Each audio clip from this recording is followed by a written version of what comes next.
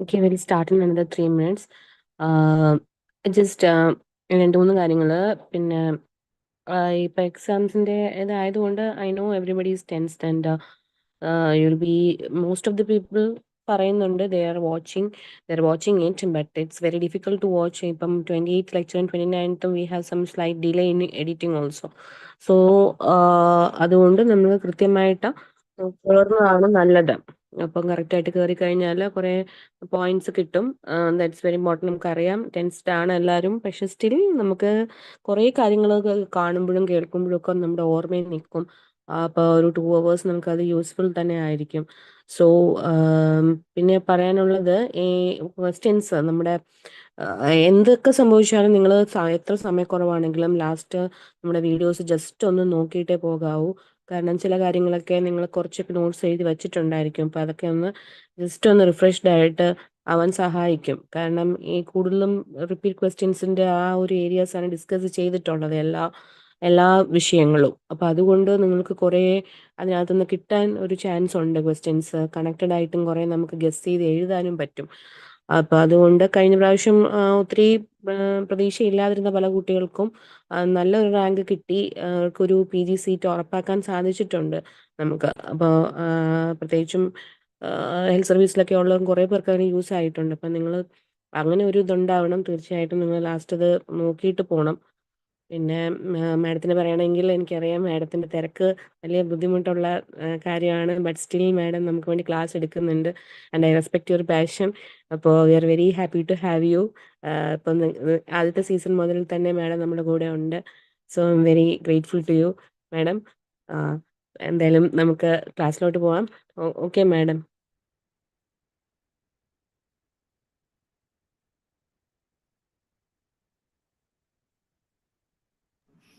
Okay, good evening everyone.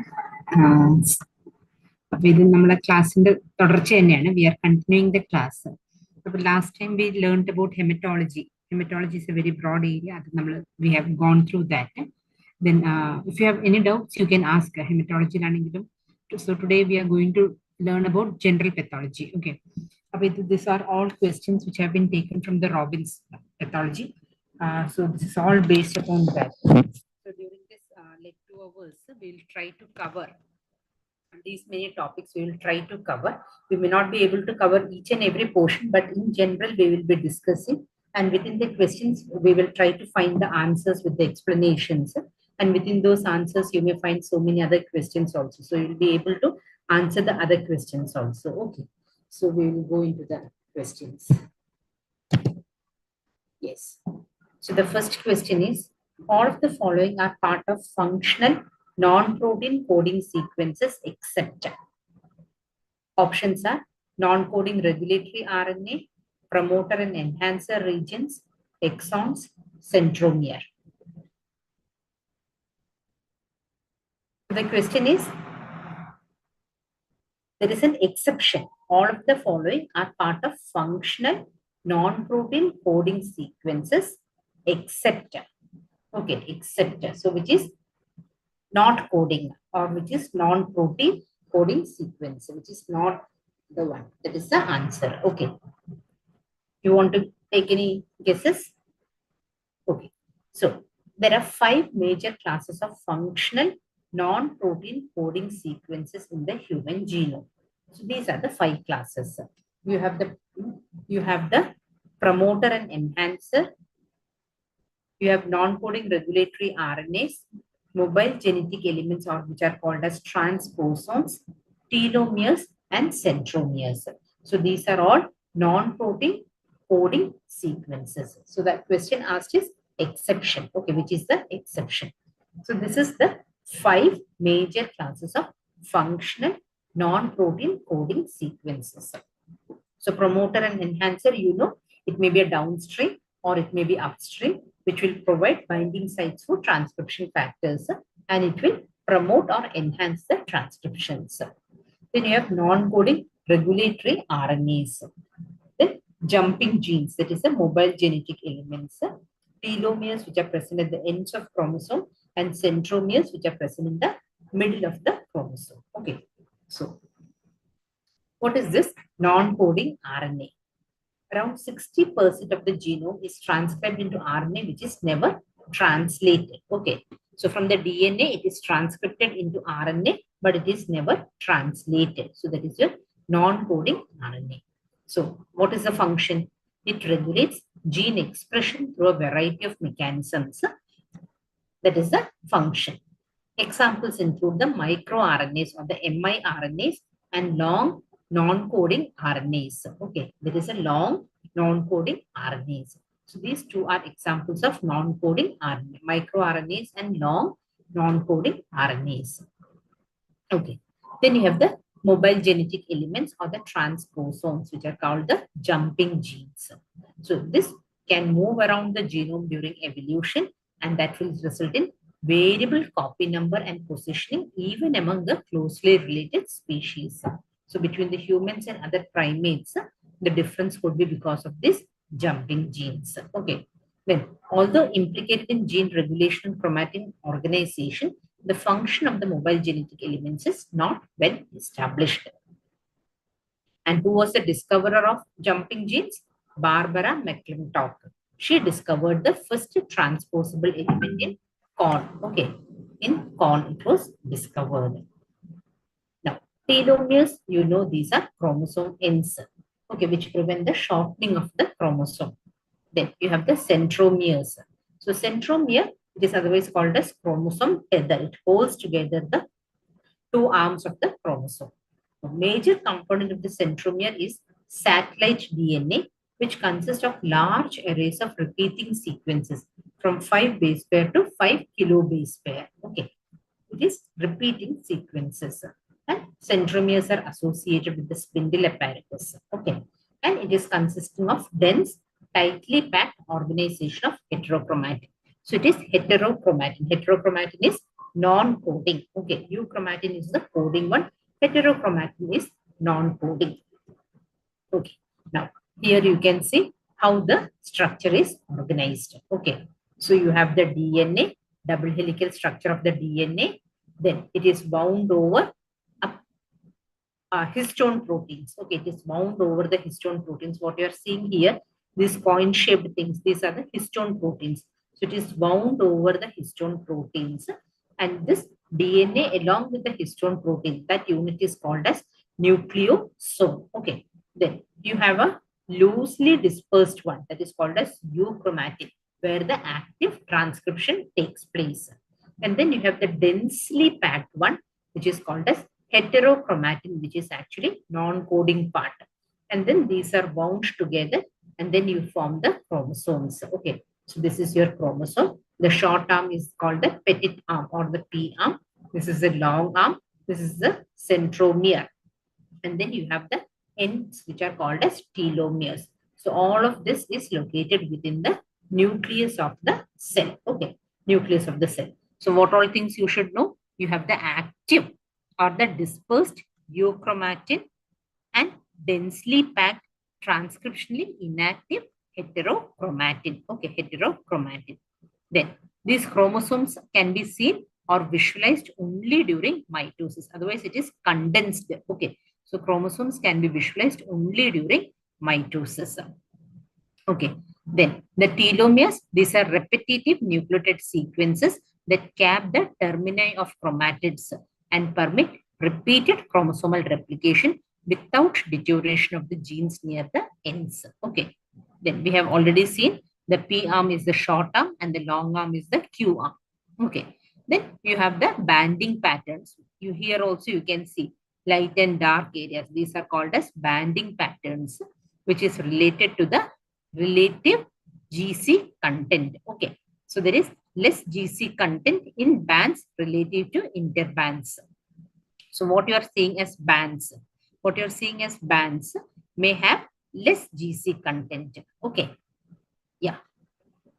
Then promoters we have discussed, enhancers we have discussed. Then you have the introns and the exons. Introns and the exons. So introns are actually the non-coding regions. Non-coding regions are called as introns, and exons are the coding regions. Okay. Yes. So all of the following are part of the functional non-protein coding sequences except. So this all we have seen. So you have the regulatory RNA, promoter and enhancer region, and you have the centromere. So it is the answer is exon. Okay, answer is exon. Now, coming to the next question. True statement about histone organization are all accepted. Okay, so that is the question. Histone subunits are negatively charged. Nucleosomes are comprised of octamers of histone proteins encircled by 1.8, 147 base pair DNA loops. Euchromatin is transcriptionally active. Histone acetylation opens up the chromatin.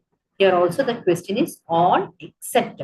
So some 3 statements are true, 1 statement is false. Okay, that is what we have to identify here.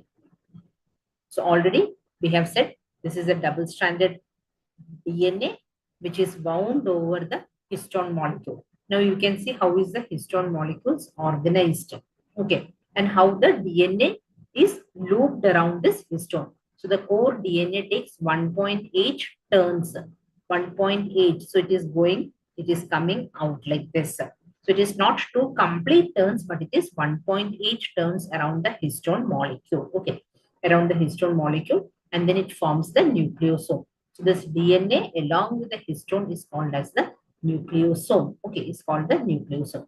Then you have the heterochromatin in which it is densely packed, and you have the euchromatin in which it is loosely packed so that it allows transcription to take place. Okay, so that it allows transcription to take place.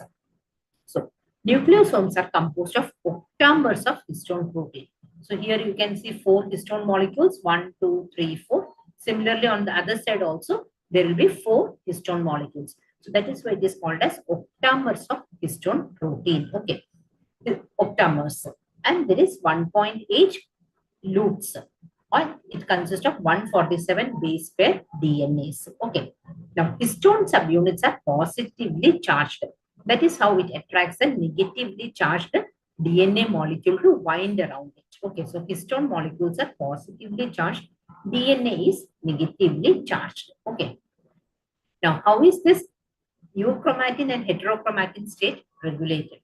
So the relative state of DNA unwinding, that is a euchromatin, is regulated by histone modifications, including acetylation, methylation, or phosphorylation. Okay. So it is acetylation, methylation, and phosphorylation which causes euchromatin formation. Whereas the reverse will cause the heterochromatin. Okay, will cause heterochromatin. So you have the histone acetylation opens up the chromatin structures. Histone acetylation opens up, whereas methylation condenses. Okay, so you have more of methylation. For example, here if you see, it is more methylated. You can see methylation. Okay, here it is more methylated. So when it is more methylated, that will result in heterochromatin formation. When it is more acetylated, it results in opening up of the chromosome or the euchromatin. So euchromatin is acetylation. Heterochromatin is methylation. For example, HM, headmistress, like that you can remember. So heterochromatin is methylation. Euchromatin is acetylation. Okay. Okay. So we are explaining it a little more. So histone methylation. So lysine and arginine can be methylated. Can be methylated by specific writer enzymes, leading to transcriptional activation or repression depending on which histone residue is marked. Then histone acetylation. So the lysine residues can be acetylated by histone acetyl transferases, and acetylation usually causes opening of the chromatin and increase the transcription. Okay. So deacetylation causes chromatin condensation. Acetylation causes opening up. Deacetylation causes condensation. Then phosphorylation. Again, phosphorylation, it depends which residue is getting phosphorylated. It may either open up or it may condense and become inactive. Okay. Then DNA methylation. DNA methylation results in transcriptional silencing. Okay. So when the DNA is getting methylated, it results in heterochromatin or condensation. Whereas if it is histone methylation, It can be activation or repression. So that also you have to be very clear. So it is a histone acetylation which opens up the chromatin. DNA methylation condenses the chromatin. Okay, so that difference you have to pick up. Then chromatin organizing factors. Okay, so chromatin organizing factors, they are non-coding regions, but they control the long-range looping of DNA. Okay, so that is okay. Chromatin organizing factors. So these are the 4 factors which you should remember. So histone methylation and histone phosphorylation, depending upon which residue is getting, it may be either condensed or opened up. Whereas histone acetylation always causes opening up. And DNA methylation always causes condensation. Okay, DNA methylation causes condensation. So the true statement are all except. So we now studied histone subunits are positively charged. DNA is negatively charged. So this is a false statement. This is a true statement. Nucleosomes is octamers of histone protein encircled by 1.8 loops of 147 base pair. Okay. Euchromatin is a transcriptionally active one. And histone acetylation opens up the chromatin. Okay. So all the remaining 3 statements are true. First one is false. Next, true about the CRISPR-Cas9 system. Okay, this is a very recent question, and some recent breakthrough also has happened with the CRISPR technology. So what is CRISPR technology? This is something that you should learn. Okay, CRISPR-Cas9 system. So true about what is the correct statement? That is what we have asked for. So answers given are precise gene suppressing system.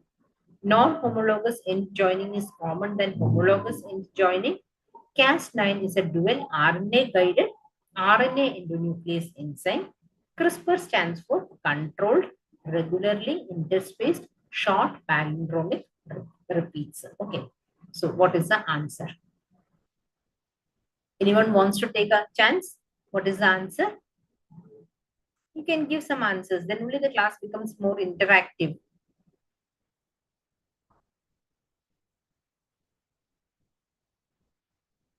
Okay. So we will see what is CRISPR technology. Okay. So CRISPR stands for clustered, regularly interspaced, short palindromic repeats. What do you understand by palindrome? Can anyone give me an example of a palindrome? One example.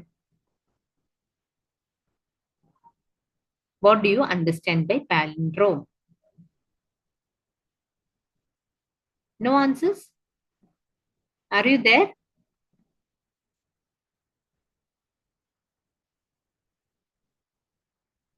I can see some 13 people, but no one is responding.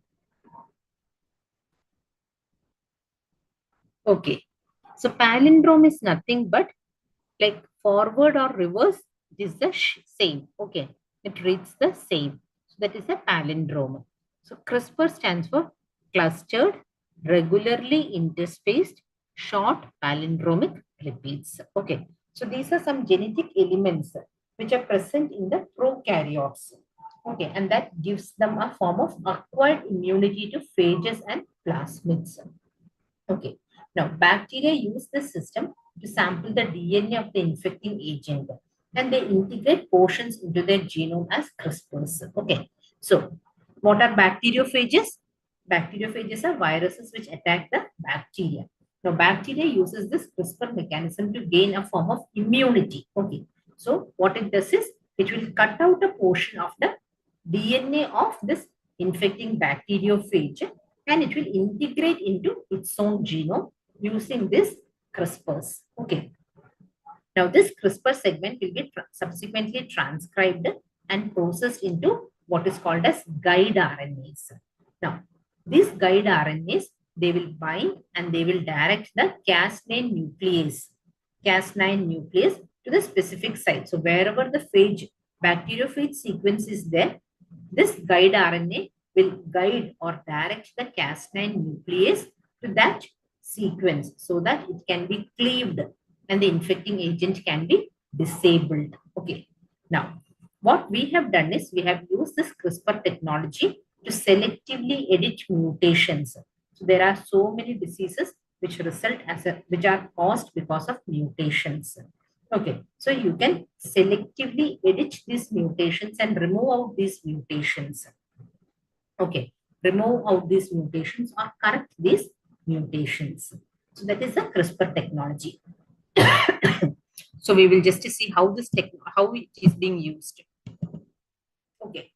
So as I said, CRISPR technology is a gene editing technology. Okay. It's a gene editing technology in which we use a 20 base pair guide RNA. Okay, 20 base pair guide RNA. Now this guide RNA is required to guide this Cas9 nuclease. Cas9 nuclease. Okay. Now, so this guide RNA will guide the Cas9 where it has to like bind and break. Okay. There, the Cas9 will induce a double-stranded DNA break at the site of guide RNA binding. So you have the guide RNA. Okay. So this is suppose this is the guide RNA. Now this guide RNA will direct the Cas9 protein where it has to make the double-stranded break. Okay. Now once the break has occurred, how the repair will take place? The repair can be either through a non-homologous end joining. Okay, which could be either through a non-homologous end joining, which will result in random disruptive mutations because it is not as per the sequence. So that will result in introduction of new mutations. Or it could be through homologous recombination, which is what we are using so that we can introduce new genetic material with precision. Where we want to introduce, there itself we can introduce by using homologous recombinations. Okay, so in nature, what usually happens is non-homologous end joining, and that results in more and more mutations to develop. So as you can see here, it is a non-random or non-homologous end pairing which has taken place, and therefore, if you can see, this green stranded one is a mutation, insertion of a mutation. Okay, whereas here we have repaired the thing. Okay, here we have repaired the thing, and that is using a homologous recombination. Okay, so what is important for the CRISPR technology is you should have a guide RNA. You should exactly point out where the double-stranded break is to be produced. That is helped with the guide RNA, which is usually 20 base pairs. Okay, and then you have a nuclease enzyme, which is called as Cas9. Okay, Cas9. Now, so both the guide sequences and the Cas9 enzyme, either as a coding DNA or a protein, can be easily introduced into the cells. And applications include inserting specific mutations in the cells and tissues so that you can produce cancers or other diseases. And you can also have transgenic animal models from the edited embryonic stem cells. Okay. Now, this was a milestone that I was talking about. This is an article that was published in the year 2025 in the New England Journal of Medicine. Okay. It's a very reputed journal in which they have used CRISPR technology, clustered, regularly interspaced short palindromic repeats, CRISPR-associated protein 9 or the Cas9. Okay, and that was introduced into the body of patients to treat diseases. So this is a gene editing therapy. This was a gene editing therapy, and now they have found success where a neonate who has received a diagnosis of severe carbamoyl phosphate synthetase 1 deficiency. So that is a condition in which the ammonia levels keep accumulating in the body, and the mortality is very much sure of this child. Okay. So this child, he received 2 infusions at approximately 7 and 8 months of age.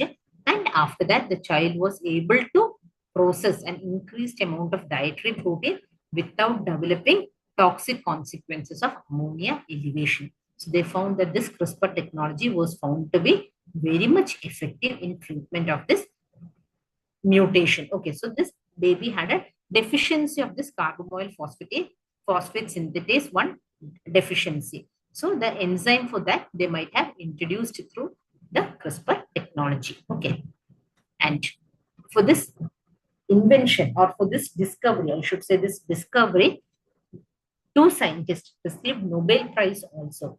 Okay, received Nobel Prize. These names also you should be very familiar with. That is Emmanuel Carpentier and Jennifer A. Doudna. Okay, they got the Nobel Prize in the year 2020. And 5 years down the stream, we have found success with this CRISPR technology. Okay. Carpenter and Jennifer A. Doudna. Okay. Okay. So true about the CRISPR-Cas9 system is it a gene suppressing system? No, it is a gene editing system. Okay. Then Cas9 is a dual RNA guided DNA endonuclease. Right? It's a RNA guided DNA endonuclease. And CRISPR stands for clustered, regularly interspaced, short palindromic repeats. Okay, so the three statements are false. Only correct statement is non-homologous enjoining is commoner than the homologous enjoining. Non-homologous is more common in the nature, whereas for our gene editing, we use the homologous enjoining. Okay, we use the homologous enjoining. Next question. Which of the following is not matched correctly? This is a very simple question. Lysosome autophagy, endosomal vesicles shuttle the internalized material outside the cell, proteasome degrades the tagged proteins, peroxisomes breaks down very long chain fatty acids. So which is not matched correctly? Here anyone wants to take a try? What could be the answer?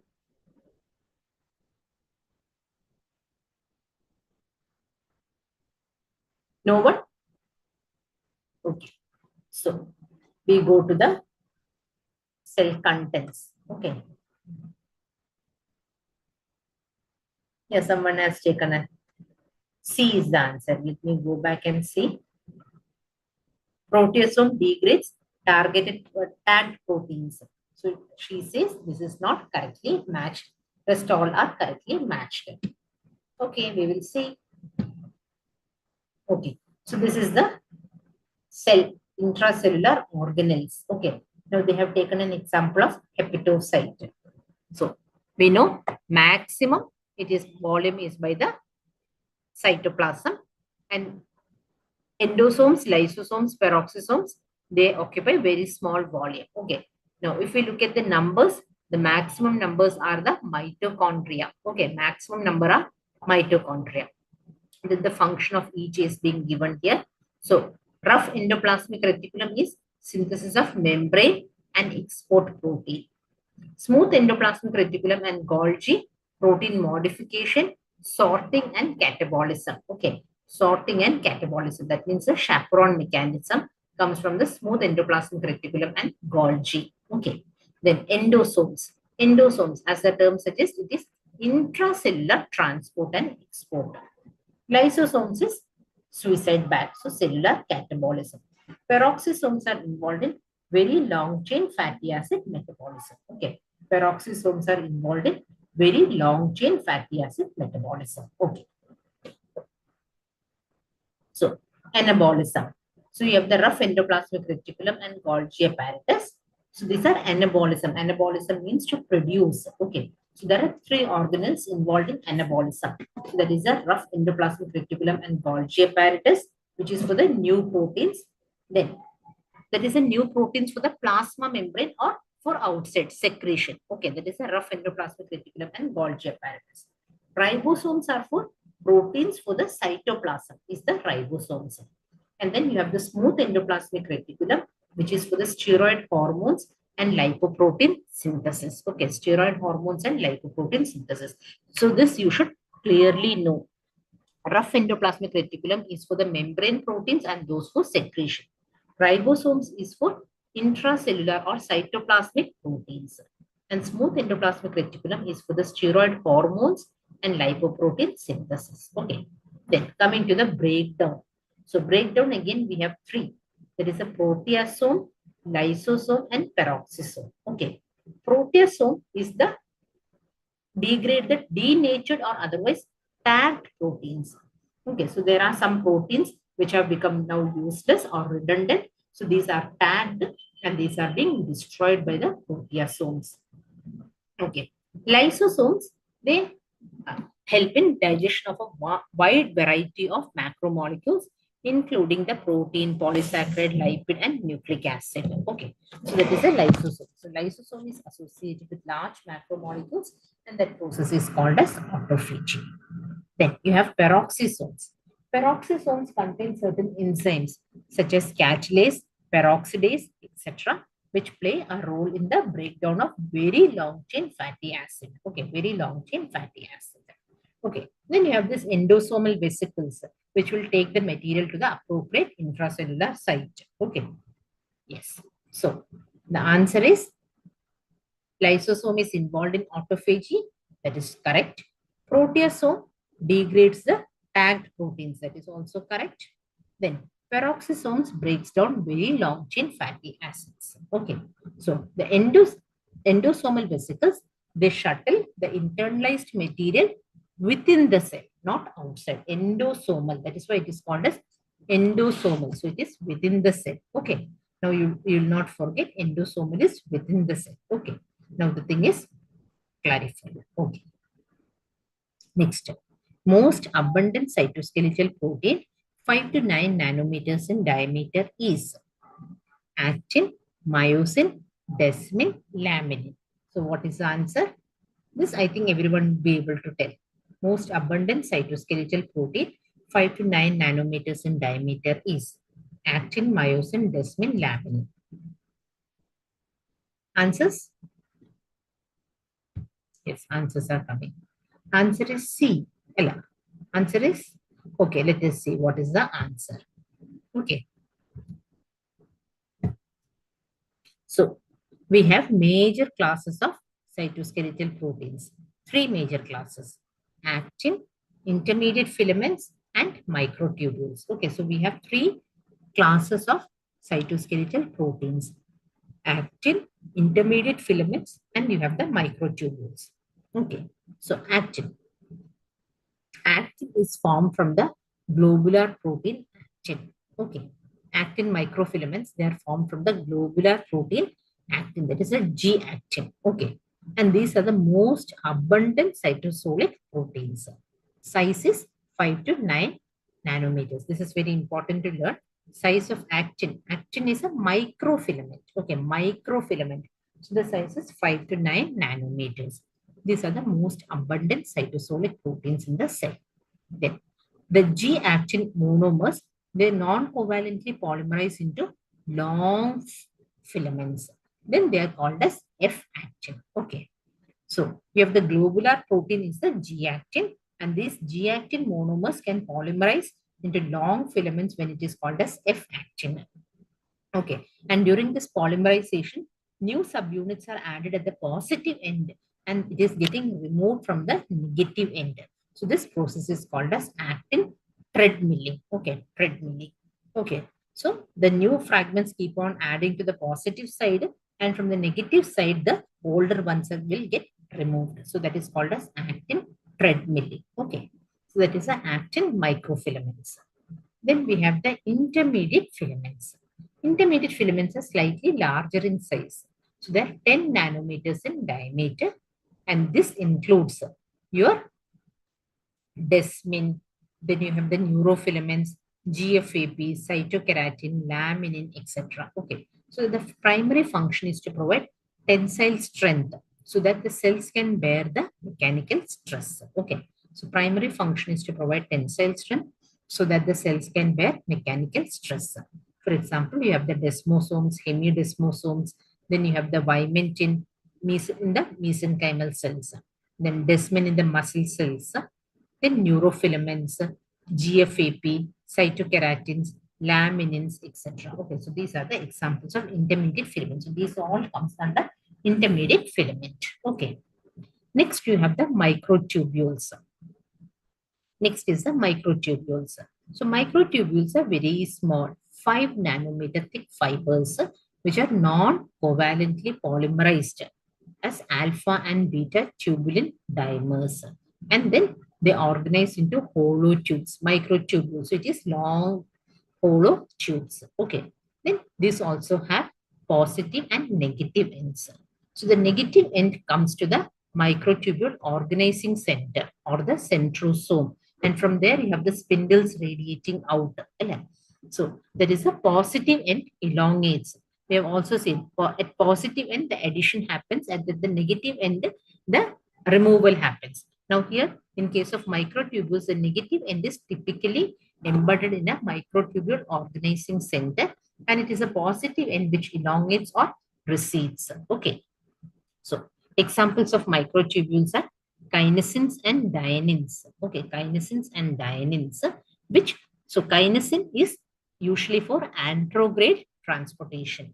Dyneins are usually for retrograde transportation. Anterograde means from the centromere outside. Dyneins mean from the outside to the inside. Okay. So the main function is the spindle formation. So it mediates the sister chromatic segregation during mitosis. Then other examples include the primary cilia. For example, in the bronchial epithelium or flagella in the sperm, these are all made up of microtubules. Okay. So their main function is regulation of cell proliferation, differentiation, etc. Okay. So it is mutations of these microtubules is a condition which causes polycystic kidney disease. Okay, polycystic kidney disease is caused because of mutations in the microtubule protein. Okay, mutations in the microtubule protein causes polycystic kidney disease. Okay, so here you can easily see. So here you have the actin. So here we have the microfilaments. Then you have the intermediate filaments. You have the intermediate filaments. Then you have the microtubules. Okay, so all three types you can see. Okay, so the hemidesmosome. Hemidesmosome connects it to the basement membrane, whereas desmosome connects it to the adjacent cell. So here what you're finding is the desmosomes. Okay, so these are your desmosomes. So one desmosome, second desmosome. So this forms a complete desmosome. Whereas here it is a hemidesmosomes which connected to the basement membrane with the help of what is called as integrins. Okay, with the help of what is called as integrins. Then in between the cells, you have something called as gap junctions also.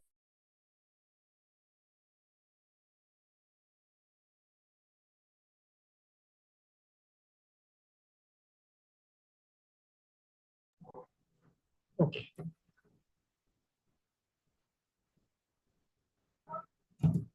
So the most abundant cytoskeletal, 5 to 9 nanometers in diameter, is actin. Okay. Myosin, desmin, laminin, these are all intermediate filaments, which is 10 micrometers in size. Okay. Okay. Next question. All are true regarding protein synthesis except you can read the options. Membrane-bound ribosomes in the rough endoplasmic reticulum translate the mRNA. Chaperones assist folding of proteins. From the rough endoplasmic reticulum, proteins and lipids, which are destined for other organelles or extracellular export, are shuttled into the Golgi apparatus. O-linked oligosaccharides are converted into N-linked oligosaccharides in the Golgi apparatus. So only if you know about this protein synthesis mechanism, you would be able to answer this question. Okay. Yes. So you just I will have one glass of water and come back. Meanwhile, you can look at this question and find out the answer. Just coming back.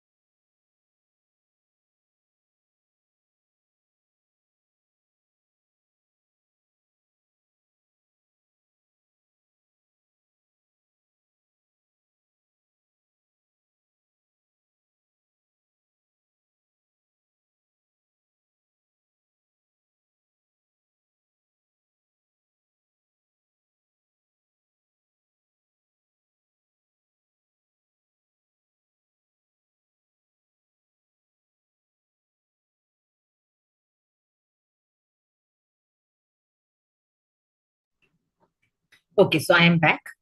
So we are coming to the protein synthesis. Okay, so what is the function of Golgi apparatus? All these things, if we know in detail, we would be able to answer such questions. We cannot take a guess because guesswork is likely to fetch us negative marks. This is the the Robin's basic pathology. You have to learn in details. Then only you will be able to answer the question. Okay. So Golgi apparatus. So Golgi apparatus, what does it do? So as we have seen in the previous slide, let me go back to the previous slide. So as you can see here, this is the nucleus. Okay, this is the nucleus which contains the DNA, and the DNA it gets transcripted into RNA. It gets transcribed into RNA, and from the transcription or the mRNA, you have the protein synthesis. So that is a translation. Okay, so this protein synthesis happens in this rough endoplasmic reticulum. You can see this rough endoplasmic reticulum, which is studded with ribosomes. And then very close proximity to this rough endoplasmic reticulum, you find this Golgi apparatus. So these cisternae, these stacks of cisternae which extend up to the plasma membrane, Then you have this smooth endoplasmic reticulum also, which is in close proximity. Okay, so this is the how it is organized. Now we will see. Okay, so from the rough endoplasmic reticulum, the protein and lipids, which is destined for other organelles or extracellular export, are shuttled into the Golgi apparatus. So which is to go out, goes into the Golgi apparatus. And Golgi apparatus, we have seen, consists of stacked cisternae, which progressively modify the protein in an orderly fashion from cis, that is the near the endoplasmic reticulum, to the trans end near the plasma membrane. So the protein undergoes progressive modifications. Okay, this is called as cisternal progression. It is movement of the cis phase cisternae to the trans aspect of the Golgi, allowing sequential processing of newly synthesized proteins, and that is facilitated by small membrane-bound vesicles. So the word used is cisternal progression. Okay, so there is a cisternal progression from the cis end to the trans end. Now, how is this progression happening? The N-linked oligosaccharides, which have been originally added in the endoplasmic reticulum, are pruned, and they are getting extended in a stepwise fashion. Okay. The O-linked oligosaccharides are also appended. Okay. Now, this glycosylation is important in sorting the molecules to the lysosome. So, which are the defective pieces that has to be identified. Okay, and that happens via the mannose-6 phosphate receptor. Okay, so the Golgi complex becomes especially prominent in cells which are specialized for secretions. For example, you have the goblet cells of the intestine or the bronchial epithelium, which will secrete large amounts of polysaccharide-rich mucus. So in such cells, the Golgi apparatus will be very much prominent. Similarly, the plasma cells, which secretes the antibodies, the Golgi body is recognized as a perinuclear HOF. Okay, on the simple HND stains. Okay, okay. So this is your rough endoplasmic reticulum. Then you have these transition vesicles, which will fuse with the Golgi apparatus.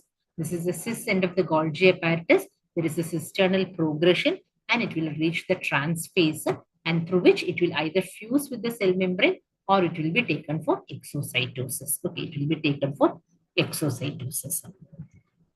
Now, so as we said, the Golgi apparatus is also involved in tagging of the or in flagging the molecules which are destined for lysosomes, okay, which are destined for destruction.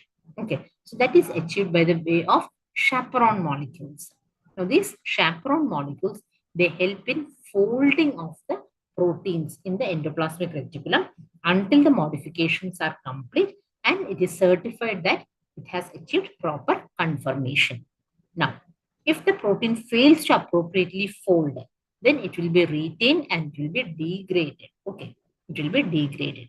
For example, it is a mutation in this folding, okay, of the cystic fibrosis transmembrane conductance regulator protein, which results in absence of that protein, resulting in cystic fibrosis. Okay, cystic fibrosis disease. So there is a mutation which results in misfolding of this protein molecule, and as a result of which this protein molecule is not expressed on the membrane. It is not expressed on the membrane, but it is retained within the endoplasmic reticulum, and then it is degraded or catabolized. Therefore, there is no membrane expression of this protein. So that is what happens in cystic fibrosis disease. Now, whenever this catabolic protein gets accumulated, that can result in what is called as ER stress response, or which is called as unfolded protein response. Okay, unfolded protein response. Okay, now you have understood that. So all these tagged molecules, so the tagging is with the help of these ubiquitins. Tagging is with the help of ubiquitins. And this ubiquitin tagged molecules are taken to the proteasome for the further destruction. Okay, for the further destruction. So here we have the nascent protein chain. So that is a linear protein chain.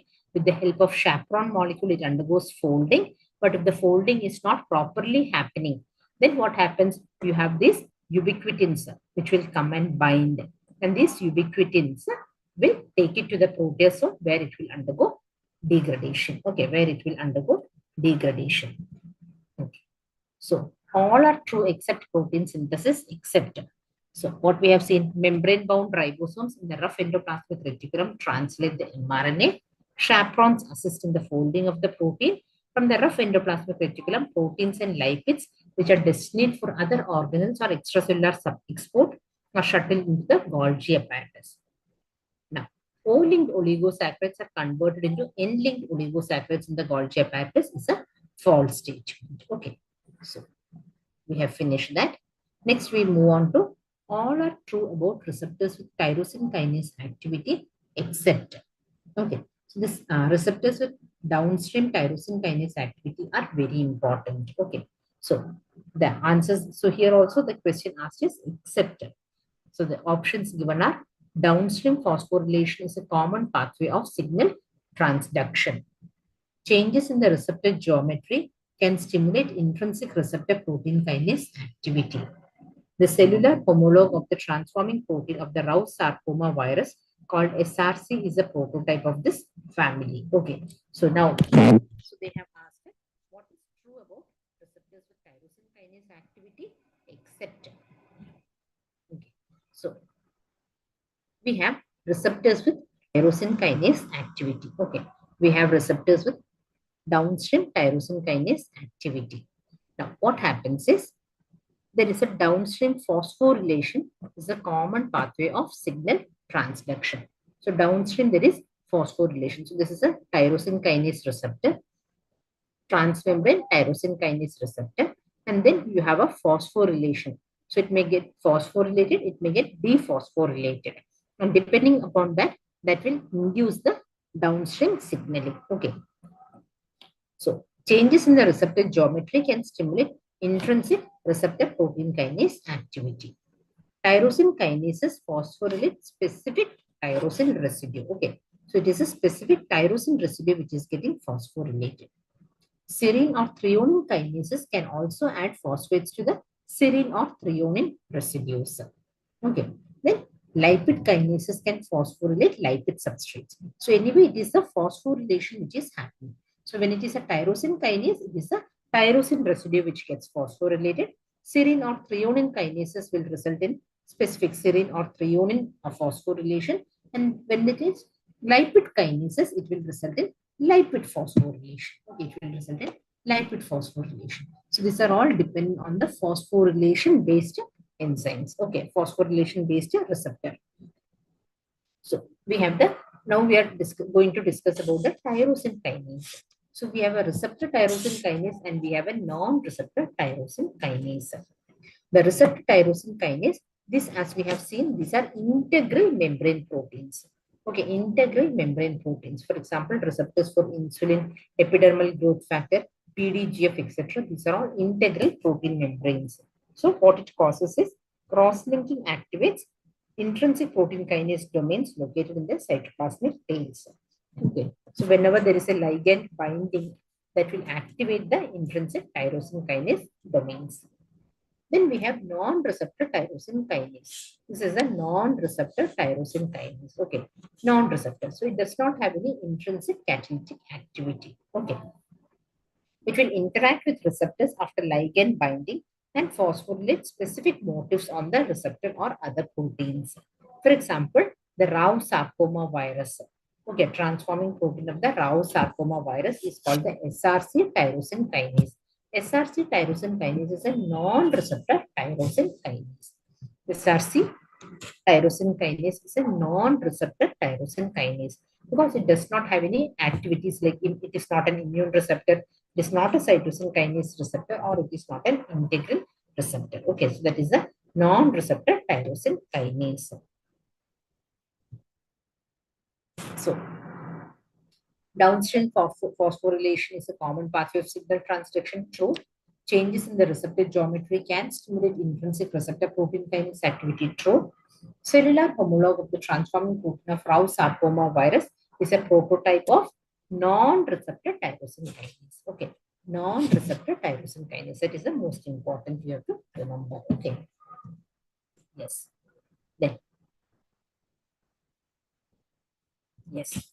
Next question. Which one is matched correctly? Okay. So some receptors are given and what are the ligands? So EGFR, that is the epidermal growth factor receptor, is synonymous to ERB-B2.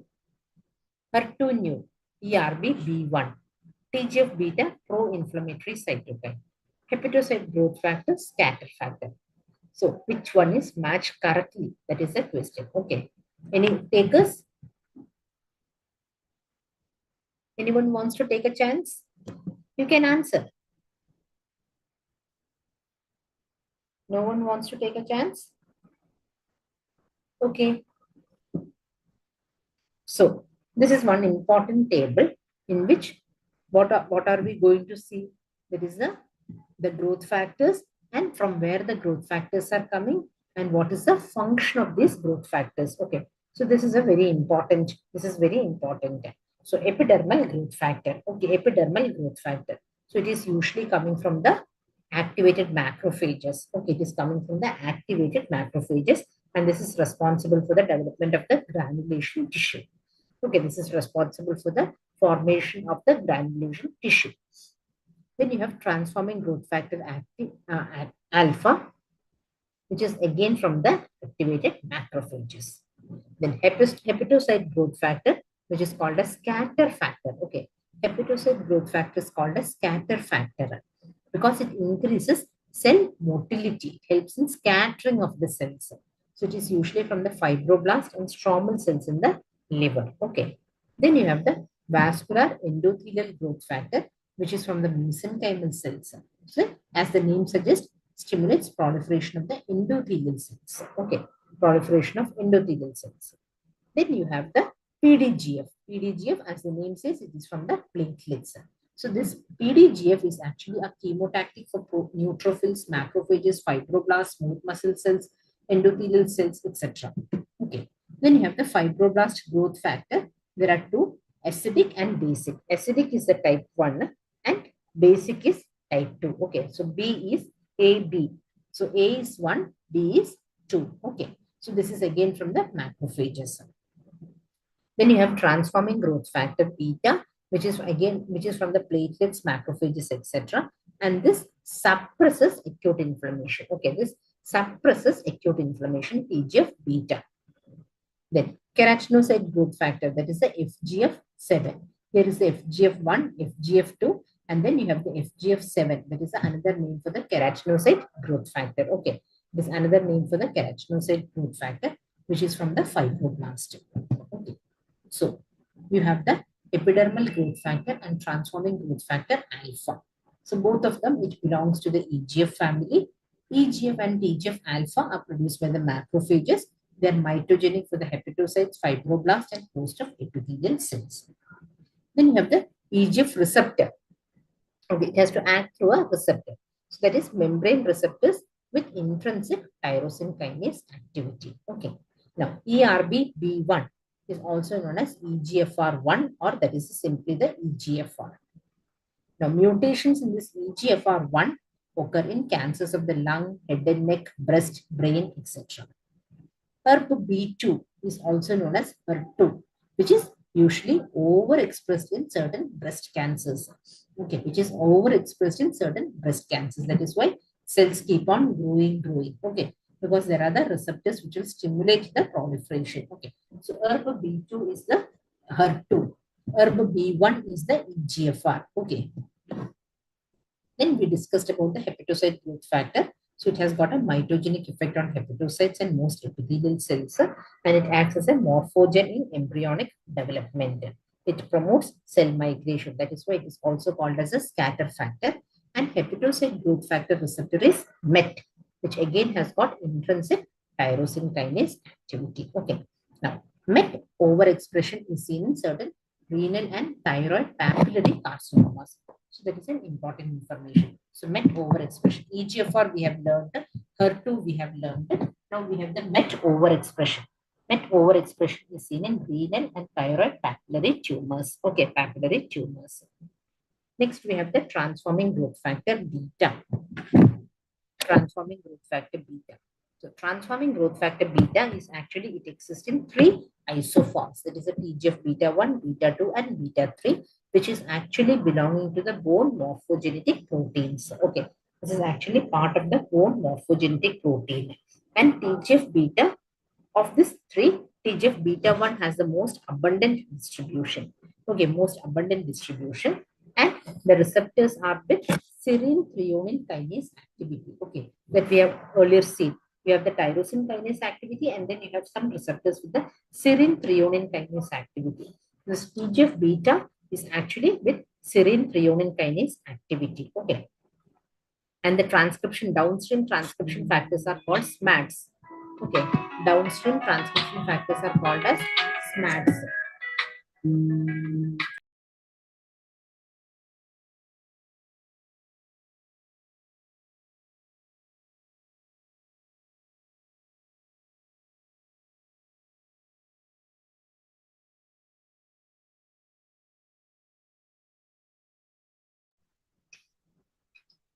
Okay, so the TGF beta receptor, it is the serine threonine kinase activity, and the downstream transcription factors are called as SMADs. Okay, now TGF beta, it is actually called as because of its multiple effects, which is often opposing.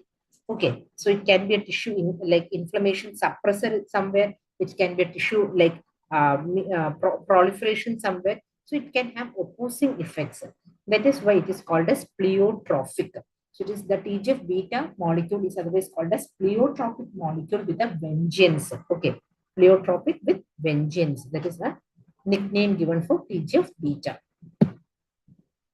So EGFR is actually ERB-B1. HER2 is B2, ERB-B2. TGF beta is actually inflammation suppressor.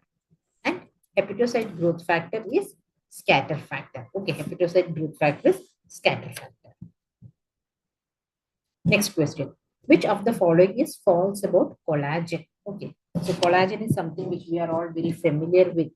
Now, they have asked us in detail, which of the following is false about collagen?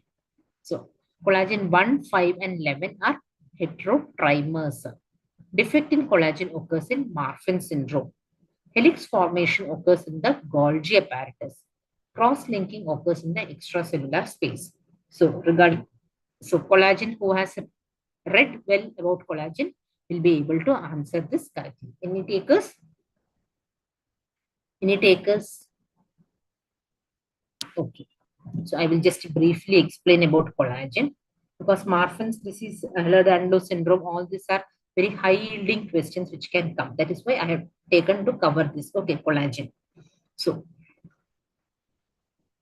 what they have said is, you have the like collagen, it is actually produced in the form of procollagen, and then this procollagen gets converted into collagen. Okay, gets converted into collagen by the cross-linking. So you have the hydroxylysine oxidation, which results in the cross-linking of the collagen molecules.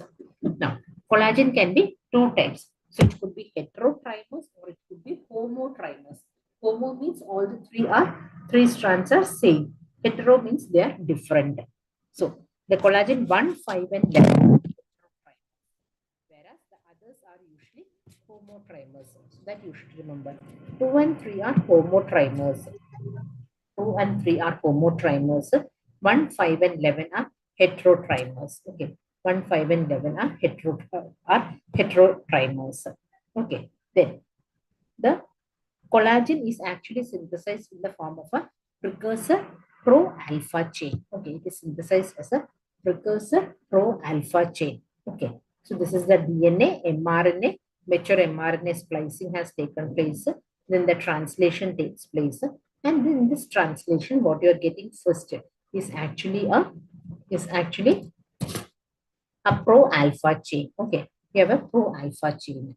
Then you have the proline and lysine hydroxylation and lysine glycosylation happens within the endoplasmic reticulum. So these are the modifications which happen. We earlier learned the modifications happening. So these modifications happens within this endoplasmic reticulum, and from the endoplasmic reticulum it comes on to the Golgi apparatus. Okay, it comes into the Golgi apparatus. So what are the changes happening? So there is the proline and lysine hydroxylation and lysine glycosylation. Okay, glycosylation. After that, this triple helical structure is formed within the Golgi apparatus. Okay, the triple helical structure folding happens in the Golgi apparatus.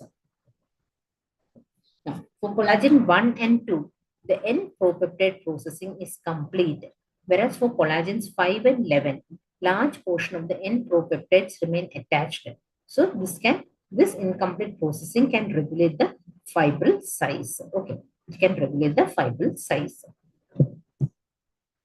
So collagen, as we already said, it is a triple helix. It is triple helix. It could be either homotrimer or it could be a heterotrimer. Then we have certain fibrillar collagens. Fibrillar collagens, such as the type 1, 2, 3, and 5, which will form linear fibers which are stabilized by interchain hydrogen bonding. Okay. Now, collagen is a major component in bone, tendon, cartilage, blood vessels, skin, etc. And the tensile strength of collagen comes from the cross-linking of the triple helices via covalent bonds that occurs following lysine hydroxylation.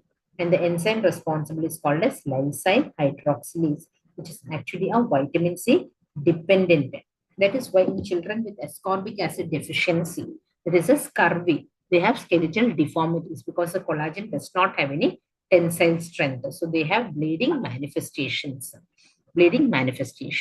And genetic defects of the collagen, including this lysyl hydroxylase mutations, can result in diseases such as osteogenesis imperfecta and Ehlers-Danlos syndrome. Okay, osteogenesis imperfecta and Ehlers-Danlos syndrome.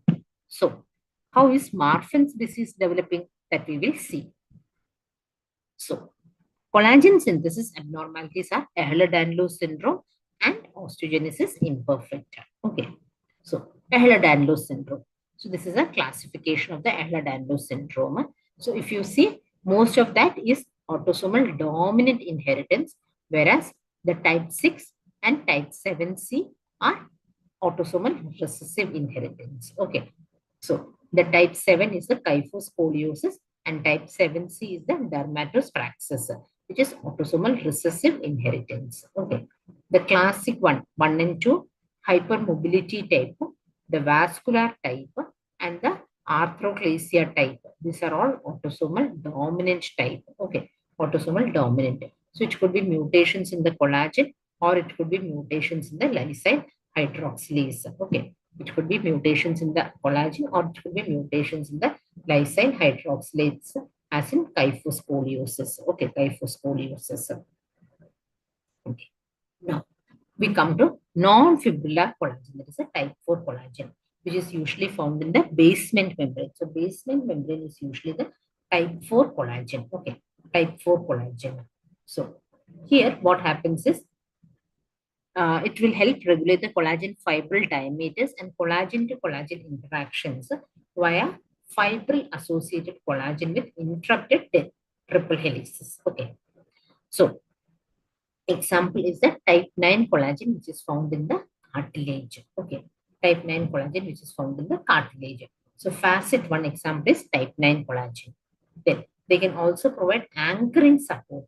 For example, the type 7 collagen and mutations in this type 7 collagen result in blistering skin diseases because that anchoring is lost. Okay, anchoring is lost. So that is about the collagen. Then we have something called as elastin. Okay, elastin. Now, our skin is elastic. As we grow older, the ability of the skin to elastically recoil and return to the baseline structure after physical stress is markedly diminished. Now, apart from the skin, other organs, other tissues which show elasticity are our cardiac valves and large blood vessels, uterus, ligaments, etc. Okay, now how is this elasticity possible? This is because we have a central core of elastin which is associated with a mesh-like network of fibrillin glycoprotein. Okay, now, when there is a defect in this fibrillin molecule, it results in skeletal abnormalities and weakened aortic valve wall, as in patients with Marfan syndrome. Okay, Marfan syndrome. So the fibrillin mutations in the fibrillin is responsible for the Marfan syndrome. Okay, Marfan syndrome. So in Marfan syndrome, the mitral valve leaflets are very soft and billowy. So that is why it is called as floppy valve disease. Then it can result in lengthening of the chordae tendineae, resulting in mitral regurgitations. Then aorta, there can be rupture of aortic dissections. Okay. Now, the clinical diagnosis of Marfan syndrome is based on something called as Ghent criteria. Ghent criteria. So that takes into account the family history, the cardinal clinical signs, and if there is a family history is present, that is very good. Presence or absence of fibrillin mutation. So there should be major involvement of two out of the four organ systems. Four organ systems are skeletal, cardiovascular, ocular, and skin. So two out of these four organ systems should be involved, and then there should be a minor involvement of another organ system. Okay, so there should be major involvement of two organ systems plus minor involvement of another organ system is required for the diagnosis of Marfan syndrome. It may or may not be associated with mutations of the fibrillin. Okay, which of the following is false about collagen? Type 1, 5, and 11 are heterotrimers. That is true. Type 2 and 3 are homotrimers. That is also true. Helix formation occurs in the Golgi apparatus. True. Cross-linking occurs in the extracellular space. True. Defect in the collagen results in Ehlers-Danlos syndrome and osteogenesis imperfecta. Whereas defect in the fibrillin occurs in Marfan syndrome. Okay. So that is not clear. Next question. Correctly matched with organ and stem cell niche are all accepted. So where are the stem cell niche? So these stem cells are required for the regeneration. So where are these located in different organs? So intestine, crypts, eyes, limbus of cornea, brain, periventricular zones, bone marrow, paratrabecular area. So we will see where are the niche located. Okay. So now in an adult, there are also stem cells present so that the tissue can regenerate as and when required. So these are called as adult stem cells. Okay. So these are found in intimate association with the differentiated cells of a given tissue. And it is usually normally protected from the specialized tissue microenvironment, and it is called as stem cell niche. Okay. So there are the stem cell niches present. The bone marrow is usually around the perivascular, around the blood vessels. Okay, around the blood vessels. In the bone marrow, you find it around the blood vessels. It is a perivascular. Intestine is usually in the crypt. It is protected inside the crypt. Okay. Then in the hair follicles, it is usually in the bulge area of the hair follicles that you find the stem cells. And in the cornea, it is the limbus, and in the brain, it is a subventricular zone in the brain. So these are the common areas where you find the stem cell niche. Okay, stem cell niche.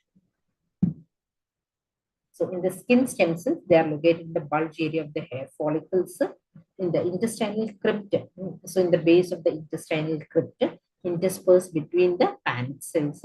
Liver stem cells are usually located in the canal of Herring, which are usually structures which connect the bile ductules to the parenchyma and hepatocytes. They are called as the canals of Herring. So it is usually around this canals of Herring that you find the liver stem cells, which are otherwise another name for the liver stem cells is the oval cells. Okay, liver stem cells otherwise called as oval cells. So we will come back to the options. Intestine, it is in the crypts near the pancreas. Eyes, it is in the limbus of cornea. Brain, it is the periventricular region. And bone marrow, it is the perivascular region. Okay, bone marrow is the perivascular region. Perivascular region. Okay. Which is true statement. Okay. Which is true statement. So the options are RB gene is a key regulator of G2M cell cycle transition. RB stands for retinoblastoma gene. RB gene is active in the hypophosphorylated state. MTM2 protein activates P53. P53 activation leads to cell cycle progression. Okay, so this is another very high yielding question, that is a cell cycles. Okay, so multiple questions can come from the cell cycle, and if you're not thorough with this, it is very likely you can go wrong. Okay, you can go wrong. So this is a cell cycle.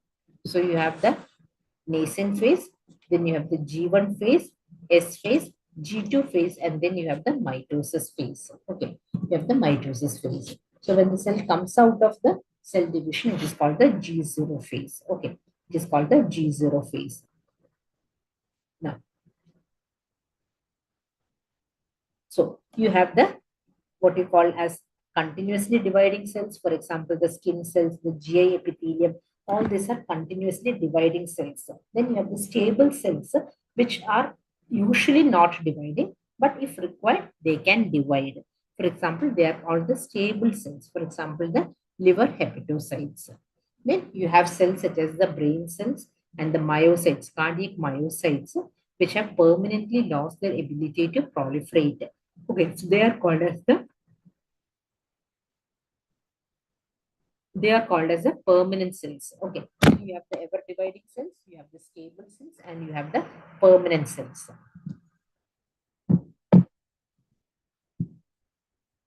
Okay, now we have certain regulatory or checkpoints. Okay, checkpoints which has to be crossed before the cell can enter into the next phase of division. Okay, next phase of division.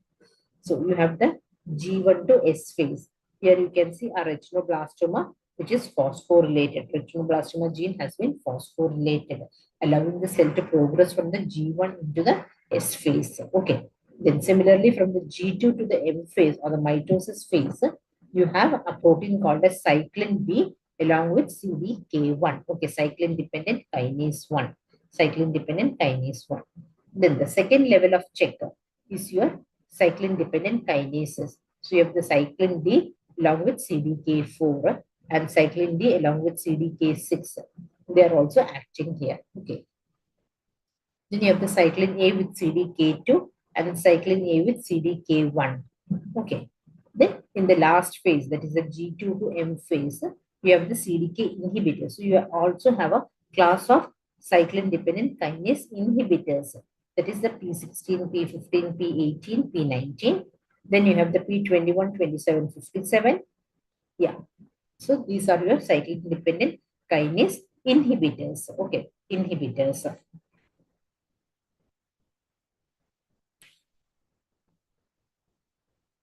Yes. Now, the retinoblastoma protein is otherwise called as governor of proliferation. Okay, it is called as governor of proliferation, and this is a negative regulator of the G1S cell cycle. Okay, it is a negative regulator of the G1S cell cycle. Now, the retinoblastoma usually exists in an active hypophosphorylated state. Okay, it is usually seen in the hypophosphorylated state within the crescent cells and in the inactive hyperphosphorylated state in cells passing through the G1S cell cycle. Okay. So in the crescent cells, it is present in a hypophosphorylated state. Whereas a cell which is passing through cell cycle, which is passing through cell division, it becomes into a hyperphosphorylated inactive state. Okay, inactive state. Now, how can the functions be mutated? So it could be a loss of function mutation involving both RB genes, or it could be a shift from the active hypophosphorylated state to the inactive hyperphosphorylated state by a gain of function mutation, which will upregulate the cyclin-dependent kinases activity. Okay, so it could be both ways. Either it could be a loss of function mutation, or it could be a gain of function. It could be a gain of function mutation. Okay, so the normally quiescent cells, it is present in the hypophosphorylated state, whereas in a dividing cell, it becomes into a hyperphosphorylated state. Okay, it becomes into hyperphosphorylated.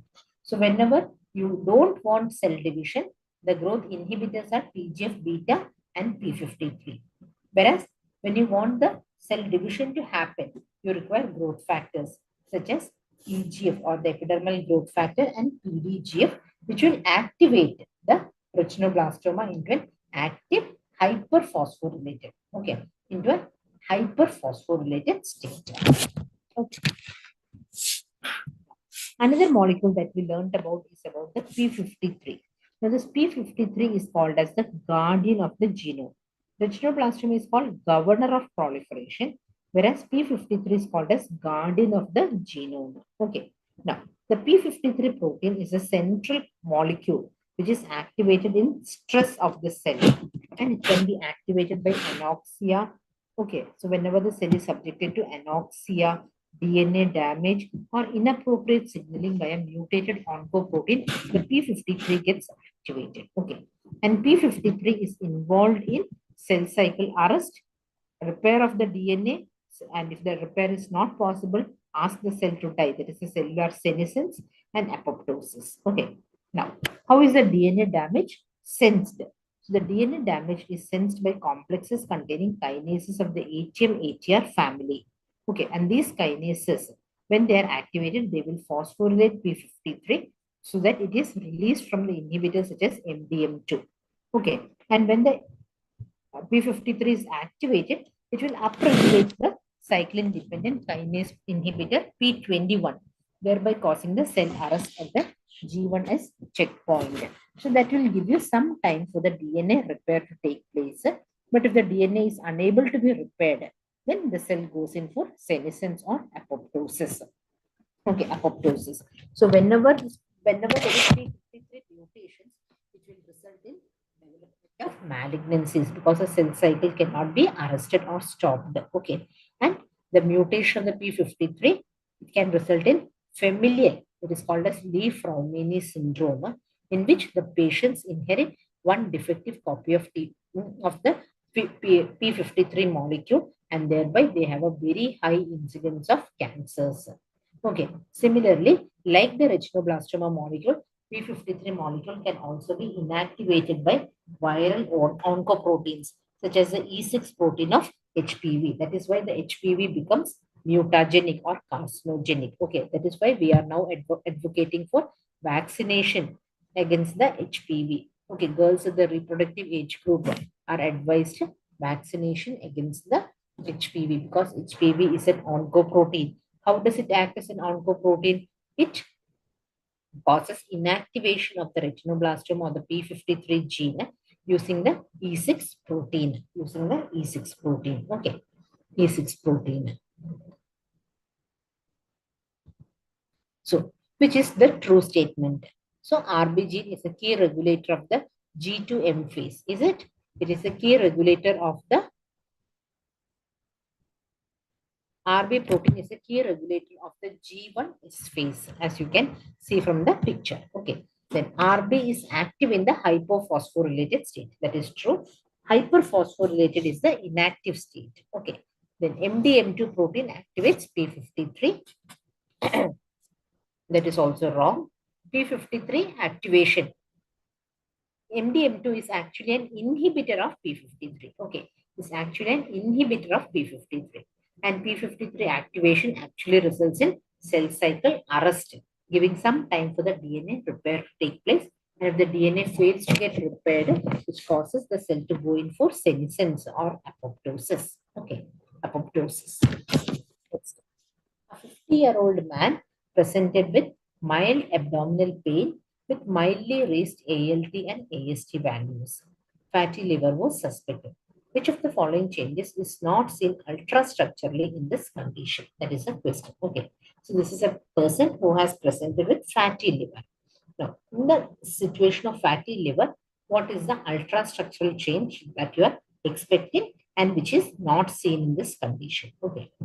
So options given are generalized swelling of the cell and plasma membrane, nuclear changes such as pyknosis, karyorrhexis, and karyolysis, accumulation of myelin figures in the cytoplasm composed of phospholipids derived from damaged cellular membranes, and dilatation of the ER with detachment of the polysomes.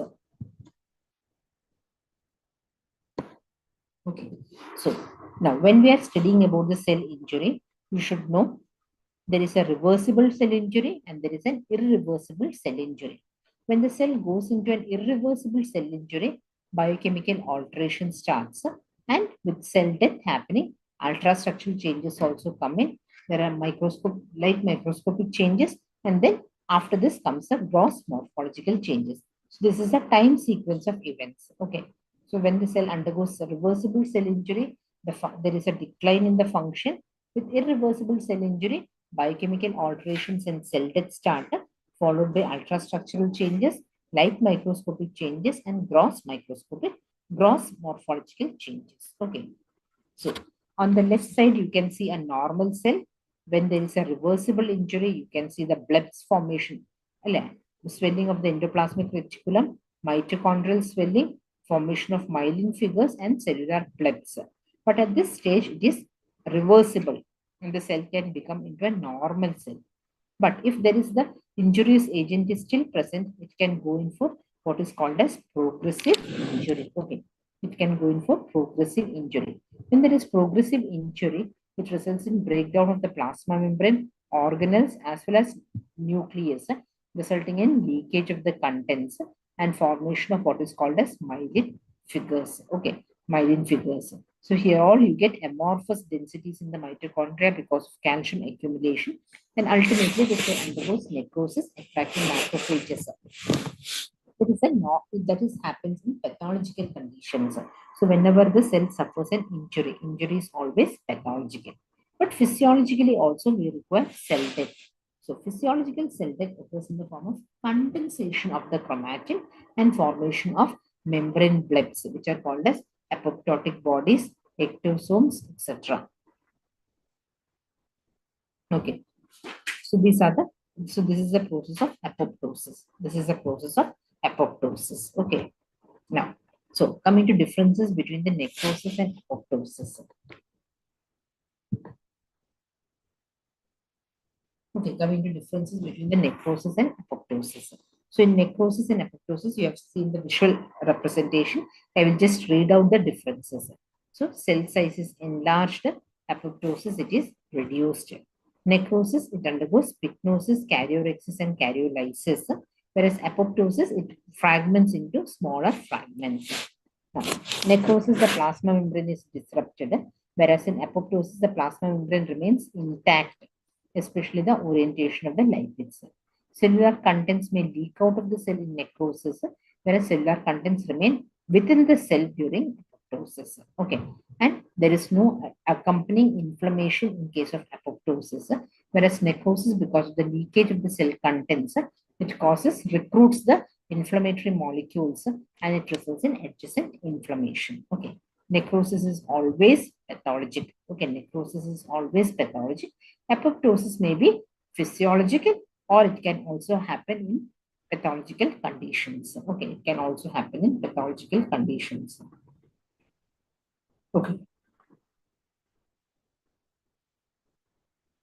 Cellular swelling is the earliest form of cell injury. Okay, earliest recognizable form of cell injury, earliest recognizable manifestation of cell injury. Okay.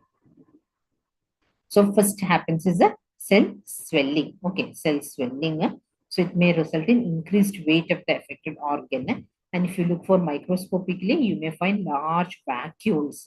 Okay, large vacuoles, which are actually nothing but endoplasmic reticulum. Okay, and this swelled up endoplasmic reticulum, this gives the hydropic change or vacuolar degeneration. Now, here the cytoplasm appears more eosinophilic appears more eosinophilic, and there is loss of basophilia because the ribosomes are getting lost. There is increased eosinophilia. Okay, and this increased eosinophilia is a sign towards necrosis. Okay, it's a sign towards necrosis. So ultrastructural changes, if we are looking, it can be described as follows. There is plasma membrane alterations such as blebbing, blunting, and loss of microvilli. Mitochondrial changes such as swelling and appearance of small amorphous densities. Then accumulation of myelin figures composed of phospholipids from the cell membranes, dilatation of endoplasmic reticulum, and nuclear alterations. So these are some of the changes which happens in a case of cell injury. Okay, in the case of cell injury. Now, what you are seeing here is actual electron microscopic pictures showing the reversible and irreversible cell injury in a rabbit kidney. Okay, rabbit kidney. So this is the normal epithelium. You have the nucleus, you have the microvilli, and here you can see all those endosomes and endosomes, etc. What you're seeing here is some mitochondria. They have marked as mitochondria. Now, this is a cell injury has taken place. There is loss of microvilli, and there is formation of apical blebs. Apical blebs. The mitochondria has all swollen up, and it can become electron dense. Now, this is a renal tubular. Okay, renal tubular cells in which again the mitochondria has become all swelled up, and this dense appearance is because of the calcium accumulation. Okay. Now this is the light microscopy. How you see? So this is the renal tubules. You can very well appreciate the nucleus. Now in this picture, if you see, the cell edges have become frayed up, and then eosinophilia of the cytoplasm has increased.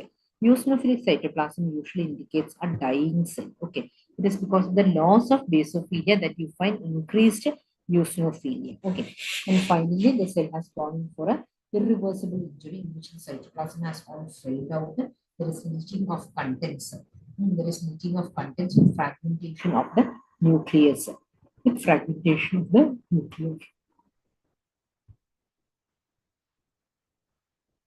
So, a 50-year-old man presented with mild abdominal pain with mildly raised ALT and AST. Fatty liver was suspected. Which of the following changes is not seen ultrastructurally in this? What you have to make a diagnosis is whether fatty liver is reversible or irreversible. Then you can easily come to the answer. Okay. So, nuclear changes such as pycnosis, karyorrhexis, and karyolysis are seen. So, these are the changes that are seen in apoptosis. Okay. Generalized swelling of the cell and plasma membrane is actually seen in both conditions. Okay, is seen in both conditions. Accumulation of myelin figures is seen in necrosis. Dilatation of endoplasmic reticulum with detachment of polysomes is also seen in necrosis. So the question asked is which is not seen. So not seen is the apoptosis. What we are now describing is actually a necrosis. Necrosis, which is pathological condition. So that is what we are discussing. Apoptosis is a physiological condition in which you get the pycnosis, karyorrhexis, and karyolysis. Okay. Then, next question. What is the mechanism behind plasma membrane swelling in an irreversible cell injury? So, what causes this plasma membrane blebbing? So, the answers given are influx of water due to direct damage to the sodium potassium ATPase pump, plasma membrane damage leading to increased leakiness to the sodium ion, depletion of ATP resulting in oxygen deficiency, which interferes with the sodium potassium ATPase pump activity, all of the following. Okay. So, what do you think the answer would be?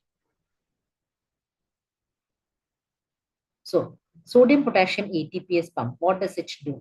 It pumps free sodium out of the cell and 2 potassium inside the cell.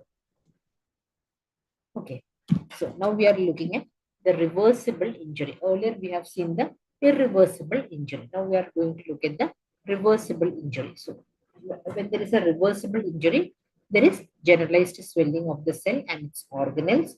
There is blebbing of the plasma membrane.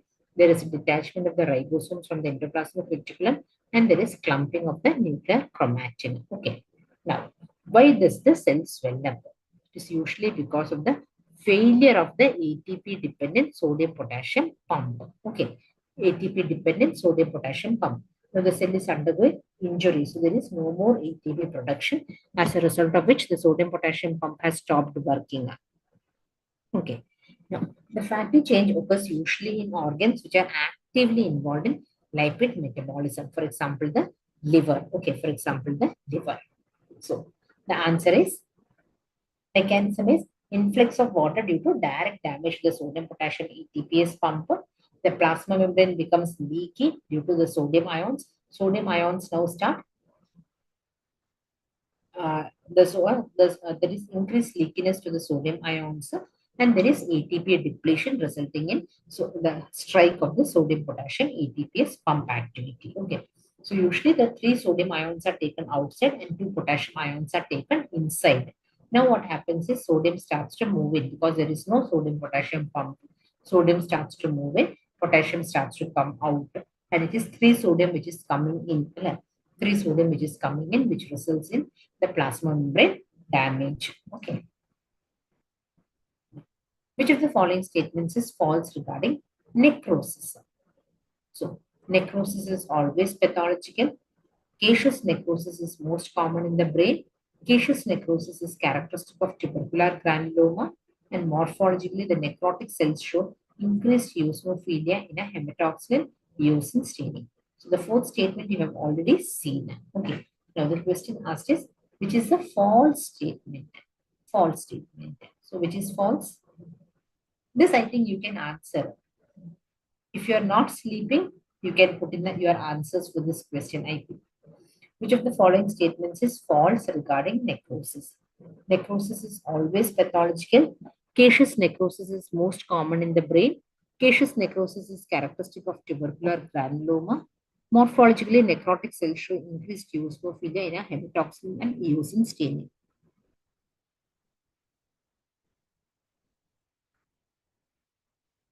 So the question asked is which is false. Okay. So read the question well and you can give your answers if you're not sleeping. Otherwise, I have to assume that all of you are sleeping in the class. Yes. One person is not sleeping. Very good. All others are sleeping.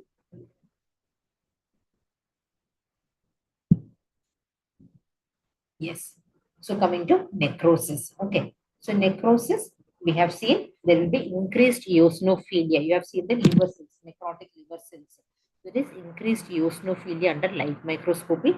That is because of the loss of basophilia, because of loss of RNA and ribosomes. Okay, loss of RNA and ribosomes. That results in increased eosinophilia. Okay, increased eosinophilia. Then you get this world phospholipid precipitates, which are called as myelin fibrils within the cytoplasm. Okay. Then electron microscopy, you get discontinuities in the plasma membrane, dilatation of the mitochondria, presence of large amorphous densities, and aggregates of fluffy material representing denatured protein. Okay, denatured protein. Now, how does the nucleus look like? So the nucleus can be either of the 3 ways. So the nucleus may either fade off, that is karyolysis, or it can be pycnosis or the hyperconcentrated, that is a nuclear shrinkage and increased basophilia of the nucleus, that is a pycnosis, or the nucleus can break down, that is called as karyorrhexis, in which the pycnotic nucleus undergoes fragmentation. Okay, karyolysis, the nucleus simply breaks down, that is karyolysis, whereas in karyorrhexis, the nucleus actually undergoes pycnosis and then it breaks down. Okay, and with passage of time, it is 1 to 2 days, the nucleus in the necrotic cell totally disappears. Okay, so caseous necrosis is most common in the brain. No, there is a false statement. Okay, necrosis is always pathological. That is true. Caseous necrosis is characteristic of tubercular granuloma. You have the giant cells, tubercular giant cells. Okay, then you have morphologically necrotic cells show increased eosinophilia in the hematoxylin eosin staining. So caseous necrosis does not occur in the brain, whereas in brain you get what is called as liquefactive necrosis. So this is an MCQ question. Caseous necrosis occurs in all organs except the brain. because brain does not have the supporting fibrous stroma. Okay, does not have the supporting fibrous stroma. Then next question, which of the following is not a morphological feature of apoptosis? Not a morphological feature of apoptosis. Cell shrinkage and increased eosinophilia, cytoplasmic clumping and apoptotic bodies, chromatin condensation, presence of acute and chronic inflammatory infiltrate.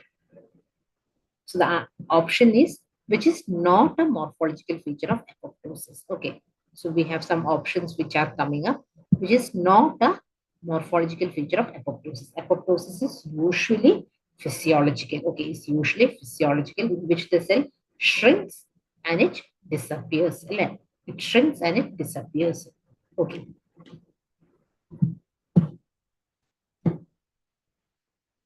Yes. So the answer is presence of acute and chronic inflammatory infiltrate because no cell contents are leaking out and therefore no cytokines are released.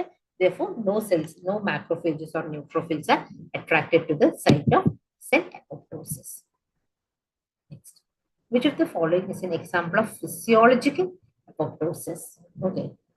Physiological apoptosis. So that is cell death due to radiation damage, reduced cell proliferation by apoptosis of receptors to maintain homeostasis, cell death due to infectious process, cell death triggered by the accumulation of misfolded protein.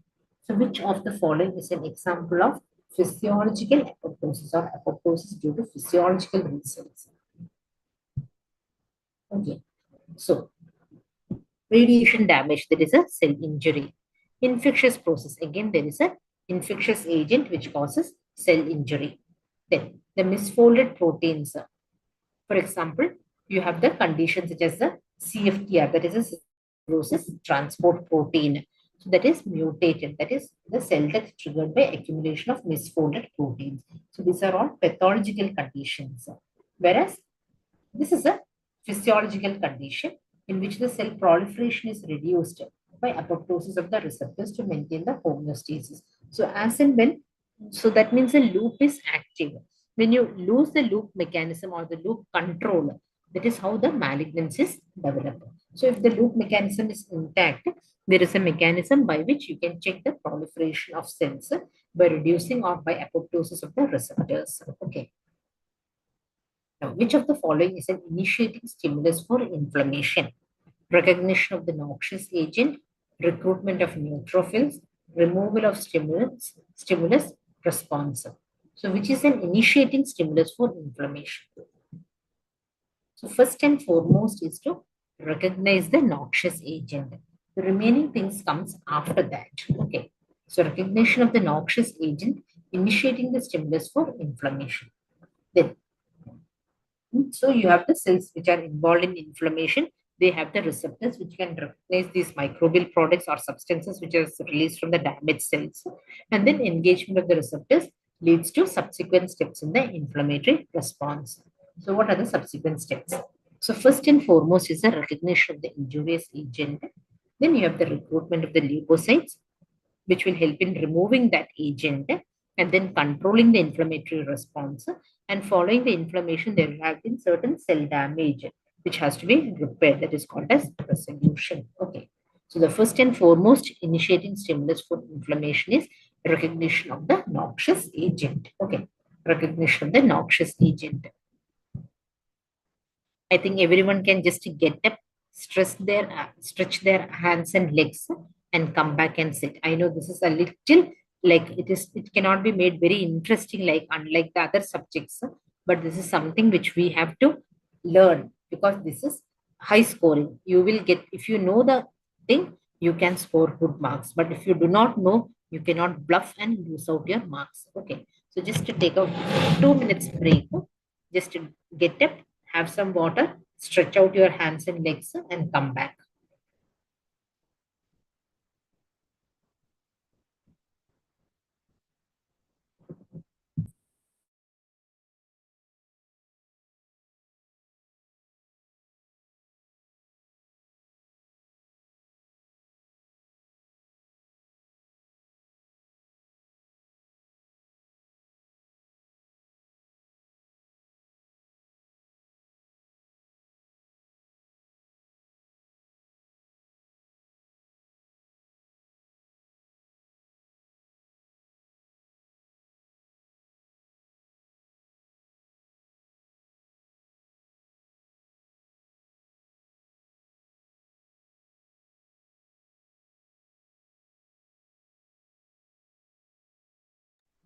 Okay, everyone back? Okay. So, next question is, true statement regarding inflammation is, it is not a self-limiting phenomenon. Decrease in inflammatory reactions results in autoimmunity. Inflammation may result in cancer and metabolic diseases, all of the above. So they have asked a true statement. What is true regarding inflammation? Okay. So inflammation is not a self-limiting. So once you have an injurious agent, the inflammation will keep on going. Okay. So it is not a self-limiting phenomenon unless the injurious agent is removed. Then there is an increase in inflammatory reactions, which results in autoimmunity when the body starts to defy self-tolerance and starts to react against its own cells or its own antigens, that results in autoimmunity. Inflammation can result in cancer and metabolic diseases because you have the cytokines which are getting released. There is cell necrosis happening, which will attract more and more cytokines and result in cell proliferation. Okay. Next, which of the following inflammatory mediators are implicated in septic shock? So you have the eosinophils, macrophages, cytokines, and neutrophils. So which of the following are implicated in septic shock? Eosinophils, macrophages, cytokines, and neutrophils. So sepsis is usually by the cytokines. Allergic reactions are usually by eosinophils. Atherosclerosis is the macrophages, foamy macrophages, which accumulate the fat and they get deposited beneath the endothelium. Okay, so there is a macrophages, foamy macrophages. So sepsis is usually mediated by cytokines. Allergic reactions is usually mediated by eosinophils and foamy macrophages mediate atherosclerosis. Okay, yes. Next question. Gain of function mutations in which of the following causes autoinflammatory diseases? So, three types of receptors are given: toll-like receptor, node-like receptor, and grid-like receptors. Okay. So, gain of function mutations in node-like receptors are the cause of rare diseases grouped under autoinflammatory syndromes, which are characterized by spontaneous interleukin 1 production and inflammation. So, because it is because of interleukin 1 production, if you are able to suppress the interleukin 1 production or antagonize its effects, then you can suppress this autoinflammatory syndromes. Okay. So autoinflammatory syndromes are usually because of the activation of these node-like receptors. Okay, node-like receptors. Then, most common mechanism of vascular leakage is contraction of the endothelial cells. Okay, so when the endothelial cells contract, it results in opening up of the interendothelial gap. And this is the most common mechanism of vascular leakage. Okay. Then, most infections follow the stereotypic pattern. First, there is appearance of neutrophils, followed by macrophages. Which of the following infections is an exception to this? So you call it as acute infection or acute inflammation when there are neutrophils. When the neutrophils are replaced by macrophages, it becomes into chronic inflammation. So which of the following infections is an exception to this general rule of neutrophils followed by macrophages? That is a question. Okay, so most infections, it follows the stereotypic pattern where there is first appearance of neutrophils. The neutrophil is unable to take out the injurious agent, then the macrophages come in. Okay, and in the macrophages also, single macrophages, they are unable to do the jobs single-handedly. Then they form a group that is called as a granulomatous response. And you have the foreign body giant cells or the tubercular giant cells. Okay. In certain infections produced by Pseudomonas bacteria, the infiltrate is dominated by neutrophils alone. Macrophages do not come into the picture. Okay. So Pseudomonas infection is usually by neutrophil picture alone without the coming of the macrophages. Okay. Okay, so that's we have said Pseudomonas. Which of the following are antioxidants which protect against inflammation? Which of the following are antioxidants which protect against inflammation? So you have the catalase, sodium oxide dismutase, ceruloplasmin, all of the above. Which of the following are antioxidants? Okay, so antioxidants. So you have the superoxide dismutase, which is found in a variety of cell types. Then you have the enzyme. So these are all antioxidants. There are 5 antioxidants listed. One is the enzyme superoxide dismutase. Second is the enzyme catalase, which detoxifies hydrogen peroxide. Then glutathione peroxidase, which is another H2O2 detoxifier. Copper containing plasma protein ceruloplasmin, and iron-free fraction of plasma transferrin. Okay, so these are all antioxidants. Okay, so these are all antioxidants: catalase, superoxide dismutase, ceruloplasmin, glutathione peroxidase, transferrin, etc. are all antioxidants. Okay. Then, so that is okay. With regard to acute inflammation, which of the following is false? Leukocyte diapedesis occurs predominantly in the venules. P-selectin is found in Whipple-Pallade bodies. Pavementing of the leukocytes must occur. The loss of protein from the plasma reduces intravascular osmotic pressure. The question asked is, which of the following is false? Okay, so leukocyte diapedesis usually occurs predominantly in the venules. P-selectin is found in the Whipple-Pallade bodies. Pavementing of the leukocytes must occur for the diapedesis, and loss of protein from the plasma. When there is loss of protein, okay, that reduces the intravascular osmotic pressure. That is actually reducing the intravascular oncotic pressure. Okay, loss of protein actually reduces the intravascular oncotic pressure. Okay, yes. Then, next question. A boy, 5-year-old, presents with a 2-week history of periorbital edema and swelling of the legs and ankles. Laboratory studies show hypoalbuminemia and proteinuria. Okay, there is protein loss in the urine, and there is, as a result, the child is developing hypoalbuminemia. The urinary sediment contains no inflammatory cells or RBCs. Which of the following terms describes this patient's peripheral edema? So, what type of edema is the child developing? So, either it is a transudate, it's a lymphedema, exudate, or it is an effusion. Okay, so what is it? So, it is a transudate. It is a transudate.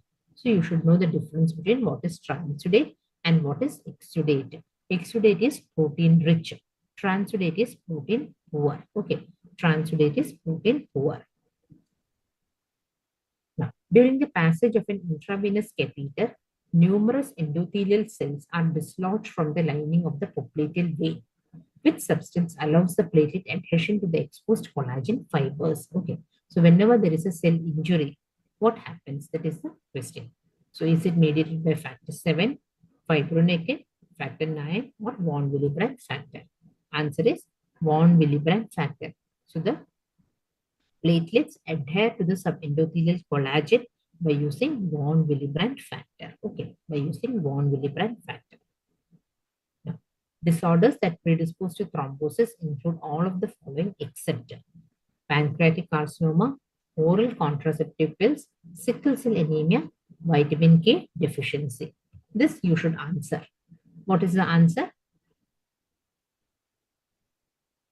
Disorders that predispose to thrombosis. Okay, so it is a thrombotic condition. So for thrombosis to happen, what should be there? Clotting factors should be there. So if the clotting factors are not present, or when there is vitamin K deficiency, what happens? The clotting factor activation will not happen. Rest of the conditions will produce thrombosis. Pancreatic carcinoma because of the mucin secretion. Oral contraceptive pills increases the blood viscosity and results in thrombosis. Sickle cell anemia also increases the blood viscosity and results in thrombosis. Whenever there is vitamin K deficiency, what happens is activation of the vitamin K dependent clotting factors. It is 2, 7, 9, and 10 gets impaired, as a result of which the clotting cascade cannot progress, and therefore clotting cannot happen. That results in bleeding manifestations. Okay, that results in bleeding manifestations. Very good, very good. Some of you have given the answers. Very good. Okay, so now next. Which of the following is true regarding the inheritance of an autosomal dominant disorder? Okay, so it is an autosomal dominant disorder. All affected individuals must have at least one parent with the disorder. Autosomal dominant disorder show variable expressivity. autosomal dominant disorder show complete penetrance. All of the following are true. Okay. So the option is which of the following is true. So autosomal dominant disorders. So autosomal dominant disorder, as we said, one of the alleles has to be mutated for it to express. Okay. But sometimes, even when they have inherited the mutant gene, they may be phenotypically normal. This is called as incomplete penetrance. Okay. So 50% penetrance means that 50% of those who carry the gene only express the trait. Okay. But if the trait is seen in all individuals carrying the mutant gene, but it is expressed differently, then it is called as variable expressivity. Okay. So if everyone expresses the trait, then it is 100% penetrance. But if there are variations in the expression, it is called as variable expressivity. Okay. So true regarding inheritance of an autosomal dominant disorder is it shows variable expressivity. Okay, it shows variable expressivity.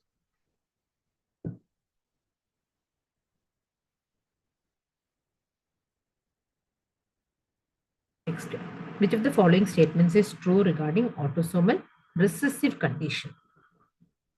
Variable penetrance similar to autosomal dominant disorder. Onset usually occurs in adulthood. Can occur as a result of consanguinity. One or both of the parents are usually affected. Okay. So autosomal recessive disorders, usually the parents may not be affected, but the siblings can show the disease because it is autosomal recessive. So the parents may have got one normal allele, so the disease may not manifest in the parent. Now, siblings have 1 in 4 chance of having the trait, that is 25% chance at each birth. And if the mutant gene occurs with a low frequency in the population, there is a strong likelihood that the parents are consanguineous and the child is a product of a consanguineous marriage. Okay, consanguineous marriage. Then, which of the following is correctly matched? Huntington's disease, autosomal recessive. Familial hypercholesterolemia, X-linked recessive. Marfan syndrome, X-linked dominant. Alkaptonuria, autosomal recessive. Okay, so this is the correctly matched. Alkaptonuria, autosomal recessive. Okay. Huntington's disease is actually, what is the inheritance pattern? I have not put the table, but there is a table given in Robbins which you can refer to. Okay. Then Mendelian inheritance, all girls in a family and their father is affected, whereas mothers and all boys are unaffected. What is the pattern of inheritance? So it is X-linked dominant. That is why mother and all the boys are unaffected. And the father and all the girls are affected. So it is an X-linked dominant disorder. Okay. X-linked dominant. Examples are vitamin D dependent rickets and Alport syndrome. Okay. So it is the X-linked dominant. Okay. X-linked dominant. Then oncogene addiction. So that is what is oncogene addiction? It is to describe the dependency of certain tumor cells on a single activated oncogenic protein or pathway to maintain their malignant properties. So it is because of a single mutation or single oncogenic protein that is called as oncogene addiction.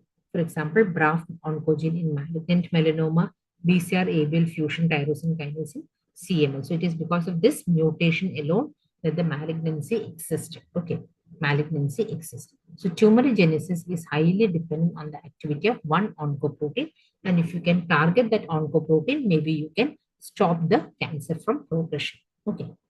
Then autoimmune lymphoproliferative syndrome is caused by the defect in the mutation of is caused because of the defect in the mutation of FAS ligand, that is FASL, FAS ligand. Okay.